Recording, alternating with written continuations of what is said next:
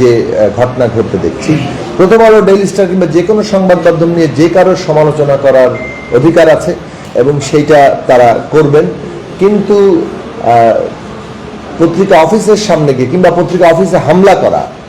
রাজশাহীতে প্রথম আলো অফিসে হামলা হয়েছে আপনারা জানেন, তো এইরকম হামলার জায়গা যেখানে হচ্ছে কিংবা এই একটা খুবই ভীতিকর পরিস্থিতি সৃষ্টি করা, এইটার মধ্য দিয়ে বাংলাদেশের যে গণমাধ্যমও নিরাপদ নয় সেই রকম একটা চিত্রায়ন আসলে তৈরি হয়ে যাচ্ছে। ফলে এই সবগুলো ঘটনা একটা নির্দিষ্ট প্যাটার্নের সাক্ষ্য দেয়। এক, দুই হচ্ছে এই কারণে আমরা বাংলাদেশের জনগণের কাছে, বিশেষত ফ্যাসিবাদ বিরোধী সকলের কাছে আহ্বান জানাই, আমাদেরকে ঐক্যবদ্ধ থাকতে হবে, এই সমস্ত ষড়যন্ত্র মোকাবেলা করতে হবে এবং দেশের সকল মানুষকে ধৈর্য ধরে এই যে উস্কানিতে কোনোভাবে যাতে পা না দেওয়া হয় সেই দিকটা আমাদের বিবেচনার মধ্যে রাখতে হবে। কোনো ধরনের সাম্প্রদায়িক এখানে